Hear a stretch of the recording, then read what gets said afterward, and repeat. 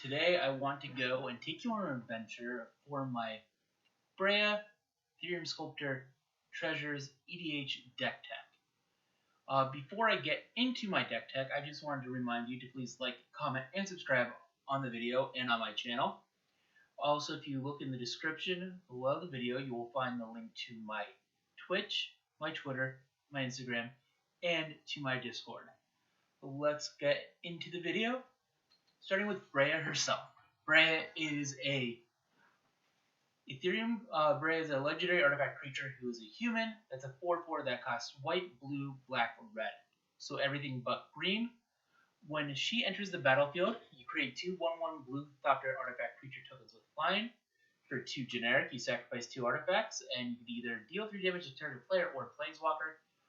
Target creature gets -4/-4 until end of turn, and you gain 5 life, any of those. Reason why I picked Breya is because all except one treasure manufacturer is in these colors. Green only has one, and it's actually a Golgari Planeswalker. It's a Vraska Planeswalker. So Breya made the most amount of sense for the commander. Next, we're going to get into what generates your treasures, your treasure generators. Impulsive Pilfer, it's a 1-drop Goblin Pirate that when it dies, you create a treasure token. And you can Encore it for 3 in a red, which is a mechanic from Commander Legends. You exile the card from your graveyard, you create token copies of the card equal to the number of opponents you control, and they must attack those opponents if able. And then you sacrifice them at the next end step, so for 4 mana, you get 3 treasures essentially because they have to die. Dire Fleet Hoarder, when it dies, create a treasure token. Dockside Extortionist, everyone knows him and loves him. He creates treasure tokens equal to the number of artifacts and enchantments your opponents control. That is typically very easy in Commander games because of artifact mana generation like Soul Ring, Arcane Signet, Mana Crypt, and the list goes on. Magna Brazen Outlaw, whenever a dwarf you control becomes tapped, create a treasure token, and you can sacrifice 5 of those to search your library for an artifact or dragon card. Wily Goblin, when it enters the battlefield, you create a treasure token. Captain Lannery Storm has haste, and when it attacks, you create a treasure token. And whenever you sacrifice a treasure, she gets +1/+0 until end of turn. Corsair Captain, when it enters the battlefield, create a treasure token, and other pirates get +1/+1. Gadrak the Crown Scourge.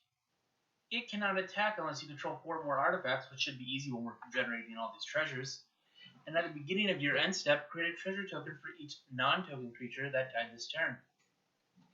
Hull Breacher, another Commander Legends card that if an opponent would draw a card except the first one they draw in each of their draw steps, instead you create a treasure token.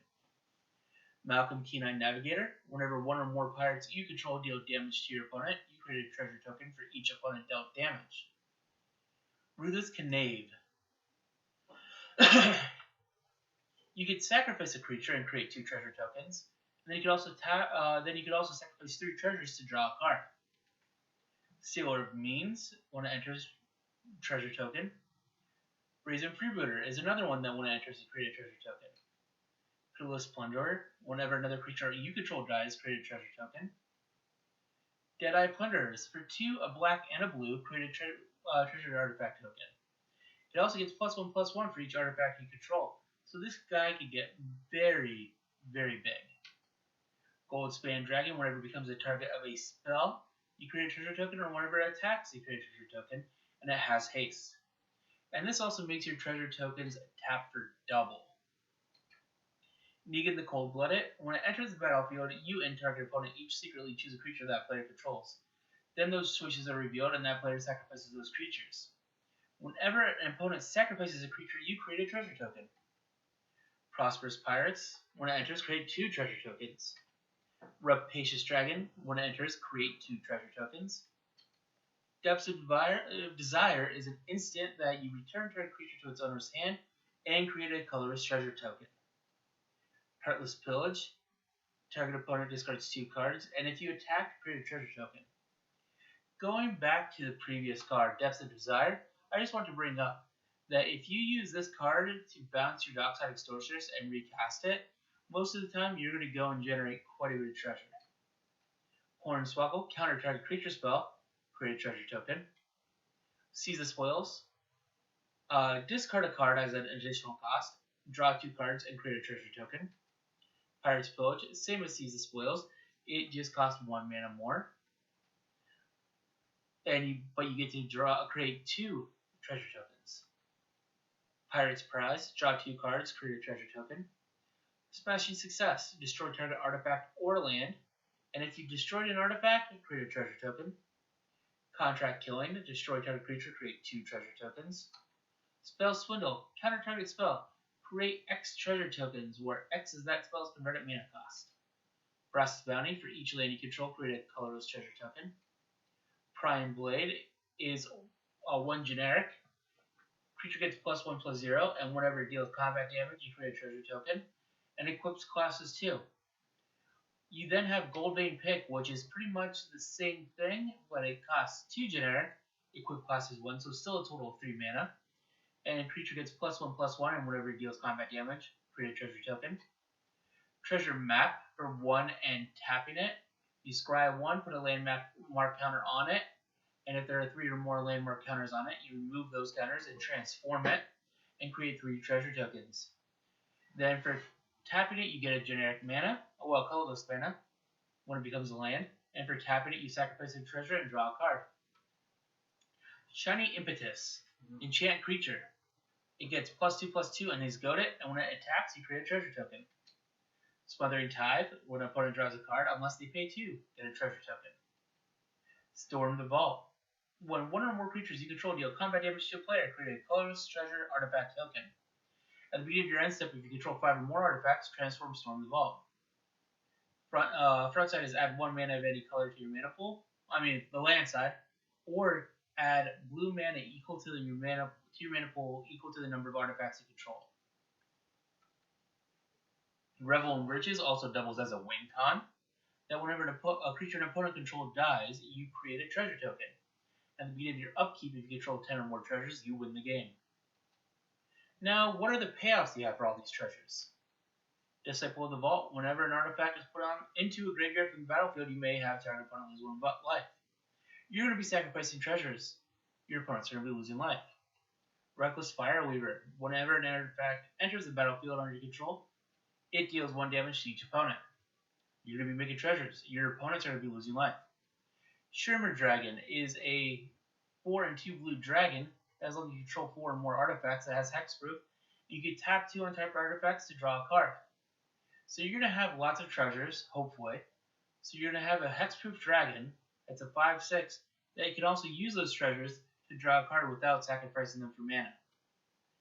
Dispatch, you tap target creature, and if you control 3 or more artifacts, you exile that creature. Now, protection and interaction that does not involve treasures. Hana Ship's Navigator, for 1 a blue and a white, you return target artifact or enchantment card from a graveyard to your hand. This helps protect your win cons in Revel in Riches, and other win cons we'll get to later. Swords to Plowshares, exile creature. Vandal Blast, destroy artifacts you don't control if you overload it, or just 1 if you don't overload it. Counterspell, counter that spell. English Unmaking, exile target non-land permanent. Mortify, destroy target creature or enchantment. Nefarious Protection, just protect yourself until your next turn. Toxic Deluge, board wipe all the creatures. Vindicate, to destroy target permanent. Wear and Tear, destroy target artifact or destroy target enchantment. Or fuse it together and do both. Austere Command, choose to destroy all artifacts, all enchantments, all creatures with CMC 3 or less, or all creatures with CMC 4 or greater. Lightning Greaves, slap that on your commander or slap that on a creature that's important to give it haste and shroud. Swiftfoot Boots, slap it on one of your important creatures to give hexproof and haste. Then you need your enablers. Stuff that isn't necessarily treasure generating or win conditions, but will enable you to get there. Eldrazi Displacer. For 2 and a colorless, you essentially flicker a creature. So you flicker a creature that creates treasures, like Dockside Extortionist, like one of the ones that create multiple treasures to get those artifacts. Thassa Deep Dwelling, just like the Eldrazi Displacer, you're going to be flickering your creatures that generate treasure. Sensei's Divining Top, That just helps you dig down into your deck and potentially gives you card draw as well. Means a Brightheart. Uh, copy abilities. Copy the activated abilities of your permanents to go and double up on them. Conjurer's Closet, another triggered ability. It does the same thing Thoughts of Deep Dwelling does. Maskwood Nexus, where this is very important, is you have dragons, you have dwarves, you have pirates. The dwarves care about the dragons and dwarves. The pirates care about pirates. You give all your creatures in your deck the same creature, every creature type. So, when you attack, you have all pirates dealing damage. When you tap a creature, they're all dwarves tapping, so you get treasure tokens. When you sacrifice the treasure to go and look for a dragon, you can get any creature in your deck. Annoyed Procession. If an effect will create one or more tokens under your control, creates twice that many of those tokens instead. Doubles up on your treasure tokens. Ristic Study lets you draw cards if your opponent doesn't pay one. And then you have your other mana sources. This is going to be your artifacts and your lands. Sol Ring, Arcane Signet. I love to run the shock lands. So Blood Crypt, Godless Shrine, Hollow Fountain, Sacred Foundry, Steam Vents, and Watery Grave. And then the Battle Bond lands, Luxury Suite, Morphic Pool, Sea of Clouds, Spectator Seating, Trading Center, and Vault of Champions. Then utility lands in Bajuka Bog, Command Tower, Exotic Orchard, Fabled Passage, Mystic Sanctuary, Prismatic Vista, Reliquary Tower, and Spire of Industry. And 2 Triumphs, the Robberin and the Savai, both fit into our colors. And finally the basic lands, 3 swamps, 3 islands, 2 plains, and 3 mountains. Finally, how do we win? We win either by Hellkite Tyrant, that whenever it deals combat damage to a player, you gain control of all artifacts they control. At the beginning of your upkeep, if you control 20 or more artifacts, you win the game. Mechanized Production. Enchant artifact you control, which will always be a treasure token pretty much. At the beginning of your upkeep, create a token that's a copy of enchanted artifact. That if you control 8 or more artifacts with the same name as one another, you win the game. Time Sieve. Sacrifice 5 artifacts, take an extra turn after this one. Now this one's a bit trickier. For this one to win, you really need 3 pieces. You need Dockside that could go and create 5 or more treasure tokens. You need Conjurer's Closet, or Thoughts of Deep Dwelling, or Eldrazi Displacer to flicker the Dockside. And then you need the Time Sieve.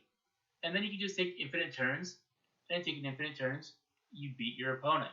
And that just gets you to where you can either beat them through combat damage or one of the other win cons. And the final one that we brought up earlier in the video, that also acts as a treasure generator, Revel in Riches. Revel in Riches is one of my favorite win cons in any deck that runs black, and I love it in this deck especially. So I hope you enjoyed the deck tech. Hopefully this is something that you're going to go and try out. If you have done something like this, or if you have any recommendations of cards that I can put in here, please leave a comment in the video below. I'll see you on the next one.